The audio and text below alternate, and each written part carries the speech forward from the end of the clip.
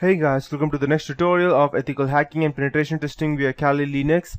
So in the last tutorial, I started off my password cracking series with an introduction on the principles and techniques involved in the art of cracking passwords. In the previous tutorial, I showed some specific tools and techniques for cracking Windows, online, Wi-Fi, Linux, and even SMP passwords. And this series is intended to help you improve your skills in each of these areas and expand into some untouched areas. Very often hackers new to password cracking are looking for a single tool or technique to crack passwords, but unfortunately in reality that does not exist. Like they show in the movies that you cannot just go ahead and type something 2-3 line of code and you can hack. That's not possible in the real world. But that's fortunate for network security though. Each type of password requires a unique strategy tailored to that specific situation. The situation can be the type of encryption such as MD5, SHA-1, NTLM, etc. Remote versus offline, salted or unsalted, and so on. Your password crack strategy must be specific to that situation. So in this tutorial, I want to discuss about the extreme password cracking strategies. Many new password crackers simply run their password cracking tool and expect a breakthrough, but that does not happen. They will run a huge word list and hope for the best. If it doesn't crack the password, they're lost. They will think that maybe they will just leave their hope completely. Here I want to develop a multi-iteration strategy for password cracking that will work on the vast majority of passwords, though not all. No strategy will work on all passwords with the exception of the CPU and time-intensive brute force cracking. So let me tell you something about how we could go ahead and develop password cracking strategy. I will assume here that we are after more than a single password. Generally, password cracking is an exercise of first capturing the hashes. In Windows system, these are in the SAM on the local Unix files, and then we have the other one, the etc, shadow, and Linux. Let's say for example, Linux and Unix use MD5 and modern Windows use HMAC MD5. Other systems may use SHA-1, MD4, NTLM, etc. Make certain you know what hash is being used on the system you are trying to crack. Otherwise, you will spend hours or days without having satisfactory results. All that being said, John the Ripper has an automatic hash detector that is correct almost 90% of the time, but when it is wrong, there is no way to know. In Cain and Abel as well as the Hashcat, I must tell the tool what type of hash we are cracking or we are trying to crack, else it will not work. So brute force attack passwords are short passwords. Although it might seem contrary to common sense, I often start by trying to use brute force for very short passwords. Although brute force of long passwords can be very time consuming, it can be days or weeks, but very strong passwords can be brute forced in a matter of minutes. And I start by trying to use brute force or 6 characters less. Depending upon my hardware, this can usually be accomplished in a matter of minutes or hours. In many environments, this will yield at least a few passwords. In addition, I'll also try to brute force all numeric passwords at this stage. Number passwords are the easiest to crack, and 8-character numeric password only requires that we try 100 million possibilities.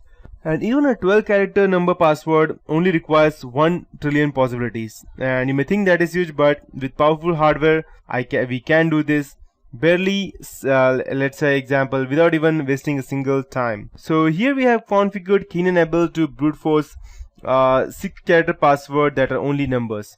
So the first would be a low hanging fruit, to be more precise. Once I have broken a few short passwords by brute force, I'll still likely have a file that has many hashes in it. If you're trying to compromise an institutional or corporate network, we usually only need to crack a single password to begin the network compromise.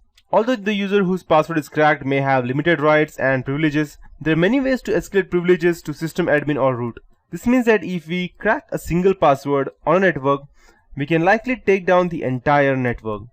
All of the above have been said, let's next go after any low-hanging fruit.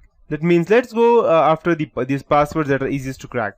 For instance, if we now use the institution that has a password policy that all passwords must be 8 characters. Many people will make their passwords the absolute minimum, that is just 8 characters.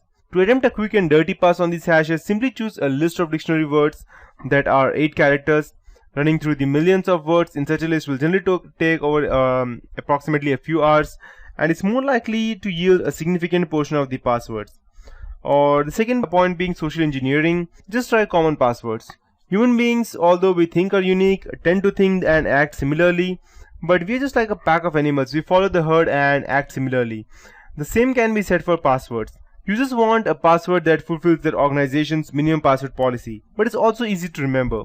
That's why you will see passwords such as admin+123, admin@123, root@123, or something similar to that, or password@123, or hash, or one or two letters may change. So despite its obvious simplicity, it fulfills a password policy of minimum of 8 characters, uppercase and lowercase letters, a special character and a number. Believe it or not, this password and its variations are used numerous times. And knowing that humans tend to use these types of passwords, in my next iteration on the password hash list, I will try a password list of commonly found passwords, and numerous sites on the web include word list of cracked or captured passwords. In addition, you might try scraping the web to capture as many passwords as possible. The step 4 would be to combine words with numbers. Running through the low-hanging fruit in the step 2 and common words to passwords like step 3, it will likely yield at least a few passwords and the time it consumes is minimal. Next, we want to attack the remaining hashes and take the next step in complexity. In this iteration, we will run the remaining hashes through a list. That's because the longer dictionary words and dictionary words with numbers are the toughest. Users, because they are forced to change passwords periodically, will often add the numbers to the beginning or the end of the passwords. Some of our password cracking tools like Hashcat and John the Ripper, they allow us to use rules to apply to word lists to combine words, append and prepend numbers, change case, etc. For hybrid attack, I usually crack 50% of the passwords in step 1 and step 4, but we have harder work ahead to crack the more intransigent passwords. These passwords will often include the special characters and combined words. This would include passwords such as, let's say for example, if I have passwords such as soccer mom, SOCC3RMOM, it will go ahead and crack that. If I want to write, let's say for next big thing, I would probably write N3XT B1GTH1NG. So these are literally strong passwords including special characters and numbers, but because they include variations of dictionary words, they're easily crackable and they're not that hard. After that, we need a password list that combines dictionary words with numbers and special characters. Fortunately, that is something that John the Ripper does automatically, but other password crackers just Cain-Enable does not necessarily. Hashcat can be run with one of its many rule sets to combine words and special characters to your word list. In this tutorial, in the next tutorial, I'll be going ahead and using the combinator rule in Hashcat that adds uppercase characters to combine words. Finally, if all else fails, we are left with brute force to go ahead and crack the password. This can be very slow with a single CPU, but as I told you previously, 1000 CPUs can do much faster. Even when we are left with a brute force attack, we can be strategic about it. For instance, if you know that password policy is a minimum of 8 characters, try brute forcing with just 8 characters. It will save you time and likely yield some passwords. In addition, you can choose your character set. Once again, if you know that password policy is uppercase, lowercase and a number, choose only those character sets to brute force. Finally, some password crackers like Hashcat have built-in policies that can choose to attempt the brute force method. These are similar to strategies that help by shaping your attacks based on the password construction protocol followed by a company group or name. These rules can be used in other password cracking tools such as John the Ripper, and here we will be seeing a list of rules in Hashcat as well.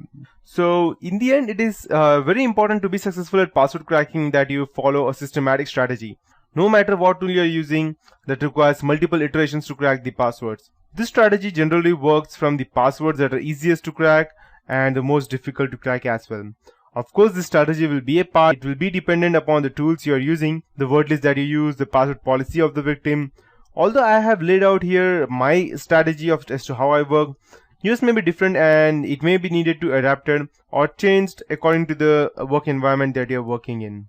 So, and that would be it from my end for this tutorial. In the next tutorial, I'll be actually teaching you as to how we could actually go ahead and crack these passwords, and I'll go ahead and show you how I can go ahead and actually use the Minterpreter prompt to crack my Windows password. And that's it for this tutorial.